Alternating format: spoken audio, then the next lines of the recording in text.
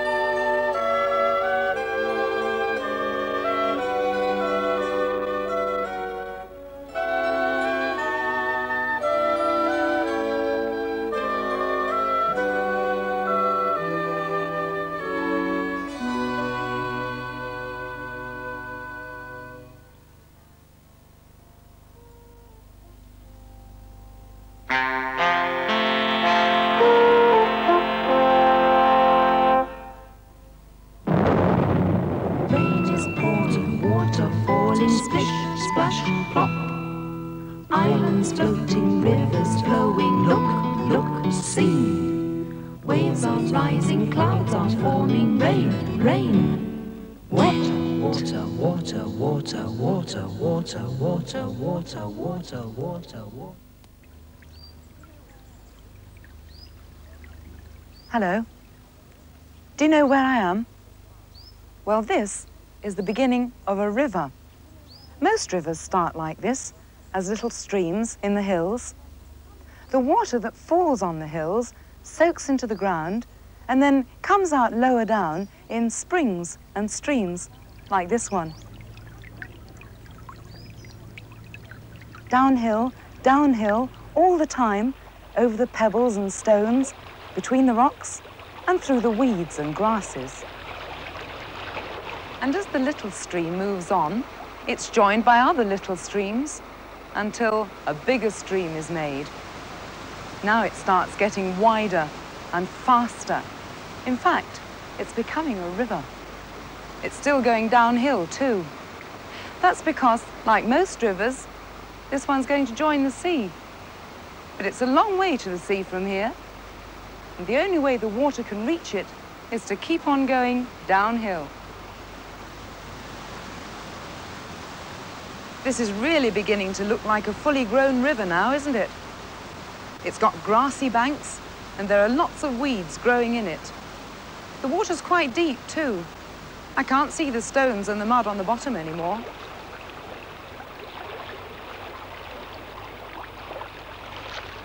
I saw that fish, though. Did you? And look, there's another one.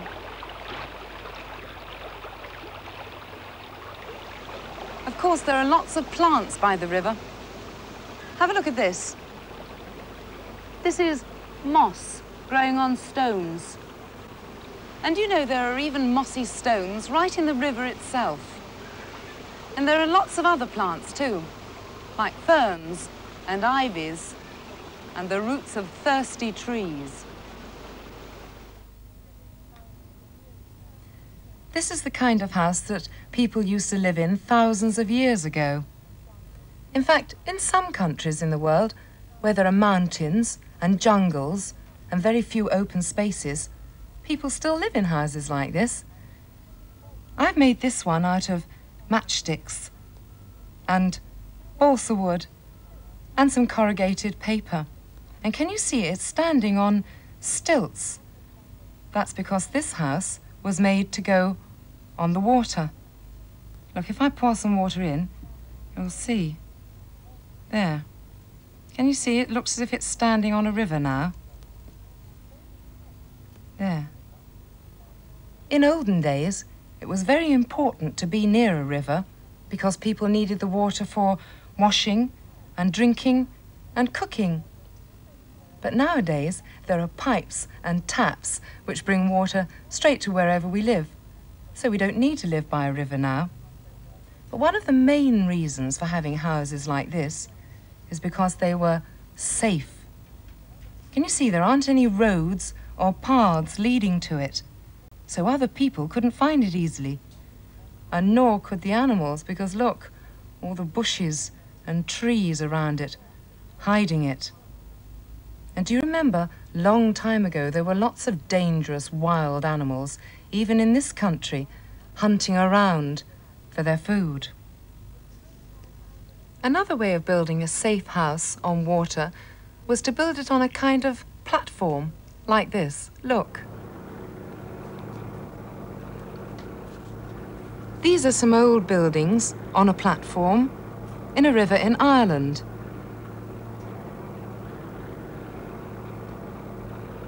As more and more people came to live near the river and they stopped being afraid of one another, they put their homes close together, which is another way of being safe, isn't it? That's how villages began. Villages that became towns. When there were villages on both sides of the river, people wanted to cross over from one side to the other to exchange things like food or pots and pans. And so they built bridges. Bridges that joined the side of the river together. And the bridges that we've just seen were made of stone. They were very old and lasted a long time. In fact, some of the first bridges were made of stone. They were a bit like stepping stones. And later on, people were able to make them out of wood. And I'm going to make a model bridge here.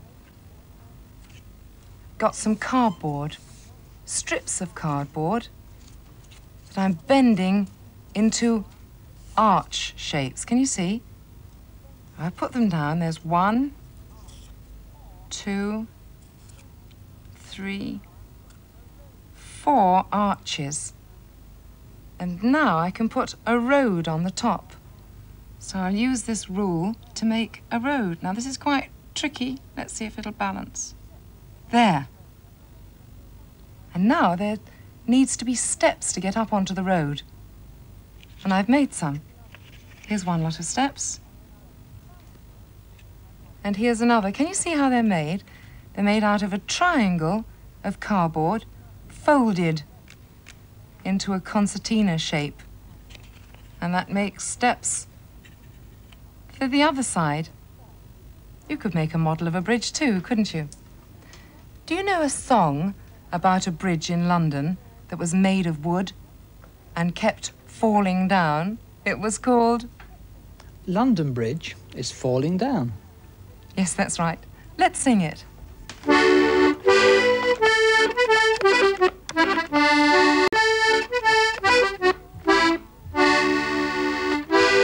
London Bridge is falling down, falling down, falling down. London Bridge is falling down, my fair lady. How shall we build it up again, up again, up again? How shall we build it up again, my fair lady? Build it up with wood and clay, wood and clay, wood and clay. Build it up with wood and clay, my fair lady. Wood and clay will wash away, wash away, wash away. Wood and clay will wash away, my fair lady. Build it up with iron and steel, iron and steel, iron and steel. Build it up with iron and steel, my fair lady. Iron and steel will bend and bow, bend and bow, bend and bow. Iron and steel will bend and bow, my fair lady. Well, build it up with stone so strong, stone so strong, stone so strong. Build it up with stone so strong, my fair lady.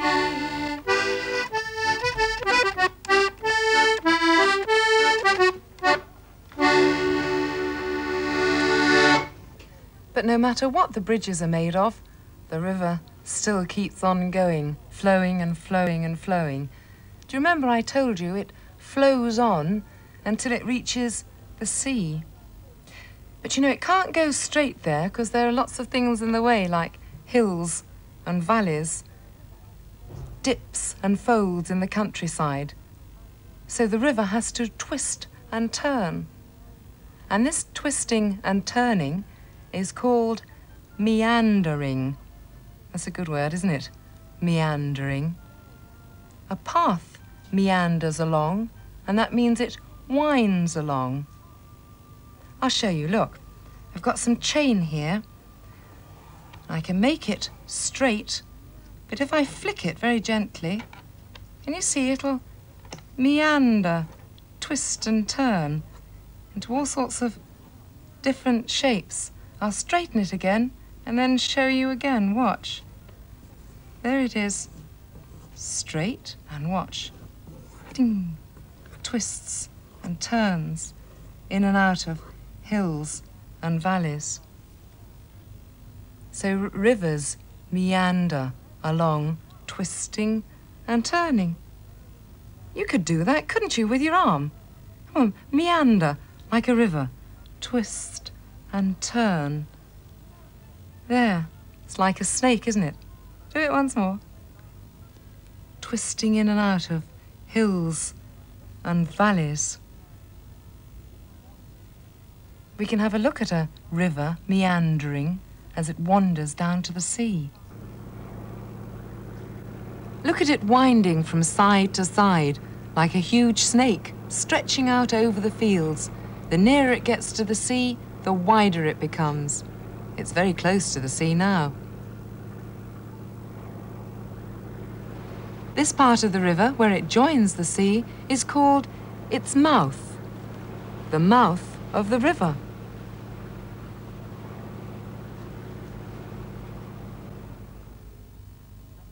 Perhaps someone will take you to see the beginning of a river and also to the part where it reaches the sea. And don't forget to look at it the way it flows all the time and keeps on moving from a little stream to a big wide river. And also twisting and turning, and what was that word? Meandering in and out of the hills and the valleys. Oh, and don't forget to look at the bridges too, will you? Goodbye.